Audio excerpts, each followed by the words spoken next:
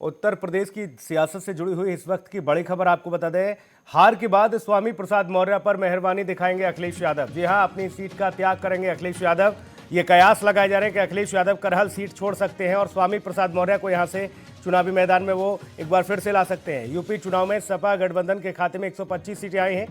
अखिलेश करहल विधानसभा seat छोड़ सकते हैं। ऐसा करके वह आजमगढ़ से सांसद भी बने रहेंगे। तो ये बड़ी खबर आपको बता रहे हैं।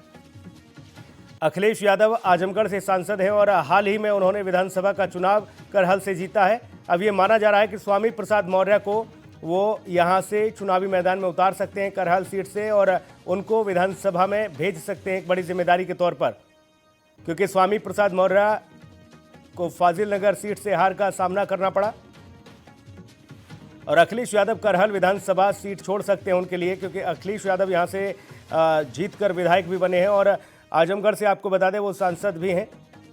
तो ये माना जा रहा है कि सांसद के तौर पर वह अपना कार्यकाल पूरा करेंगे, लेकिन विधायक वाली ये सीट जो करहल है उसको वो छोड़ सकते हैं। यूपी चुनाव में सपा गठबंधन के खाते में 125 सीटें आई और ऐसे में ये कयास लगाए जा रहे हैं कि अब करहल सीट अखिलेश यादव स्वामी प्रसाद मौर्य के लिए छोड़ सकते हैं।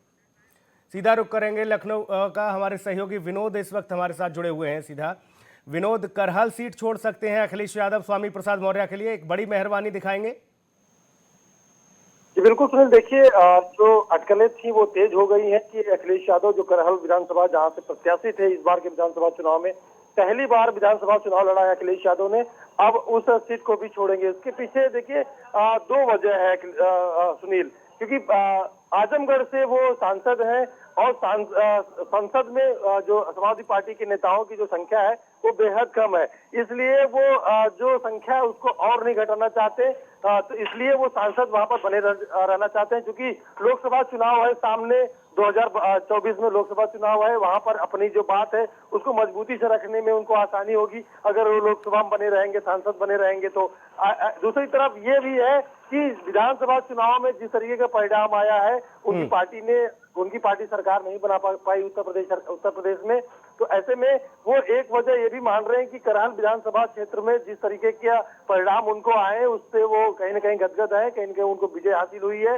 वहीं दूसरी तरफ आजमगढ़ है, आजमगढ़ से वो सांसद है, अगर वो सांसद पर छोड़ते हैं तो आजमगढ़ में फिर से उपचुनाव होगा संसद के लिए। तो कहीं न कहीं इस बात को लेकर के वो अस्वस्थ नहीं है, कहीं न कहीं उनको ये देखने को मिल रहा है कि अगर हम आजमगढ़ से छोड़ते हैं तो एक तरफ मेरी जो गढ़ है वो क्या बोलते हैं करहल है, तो मैनपुरी है, इटावा है, तो दूसरा जो आजमगढ़ है उनका गढ़ है। तो ऐसे में वो कोई रिस्क नहीं लेना चाहते, इसलिए वो विधानसभा जो लड़े थे चुनाव जीते थे करहल से, उस पद को छोड़ रहे हैं। एक और सीट है जहां से ये सुनने में आ रहा है कि आजम खान जो है वो भी सांसद है, वो भी कहीं न कहीं छोड़ सकते हैं इस पद को। रामपुर सीट से जो करीबन 32,000 वोटों से वो जीते हैं, तो ये भी सुनने में आ रहा है सुनील की वो भी अपना जो विधायकी है उसको छोड़ेंगे और सांसदीय पद के लिए वो बरकरार रहेंगे सुनील।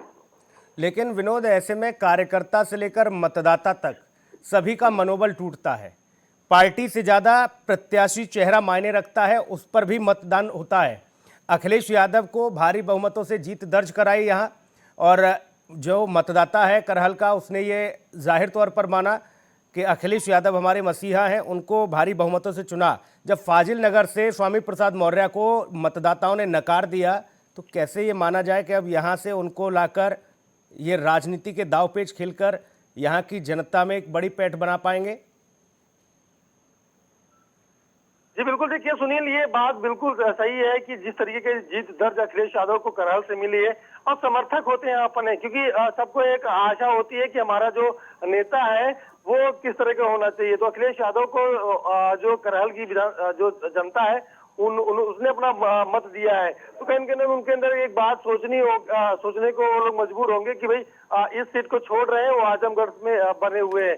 तो दूसरी तरफ आजमगढ़ भी है सुनील, कि जहां से वो सांसद है, और जिस बात को लेकर के आजमगढ़ जो कि 10 सीट आजमगढ़ ने दिया है समाजवादी पार्टी को, अगर वो वहां से सांसदी छोड़ते हैं तो वहां पर भी ये कहीं न कहीं एक बड़ा सवाल खड़ा हो जाएगा, और आने वाला जो लोकसभा चुनाव है उसमें भी कई अड़चने आ सकती हैं। ऐसे में अखिलेश यादव कोई रिस्क लेना नहीं चाहते, देखिए बात रही जो वोटर्स हैं, विधानसभा के जो वोटर्स हैं करहल के, उनको समझाने की बात आएगी तो कहीं ना कहीं अखिलेश यादव और मुलायम सिंह यादव, यादव पूरा परिवार है, यहाँ पे कुनबा है, तो ये समझाने में कहीं ना कहीं कारगर साबित हो सकता है। लेकिन आजमगढ़ जो कि जो इस बार के विधानसभा चुनाव में 10 सीट दिया है और लोकसभा के सांसद भी है अखिलेश यादव, कि वो अखिलेश यादव कोई रिस्क लेना नहीं चाहते, वही इस सीट से बने रहना चाहते हैं और अपनी बात को सदन में उठाने के लिए इससे अच्छा मौका नहीं है, क्योंकि अगर लोकसभा छोड़ देंगे तो कहीं न कहीं उनको वहां से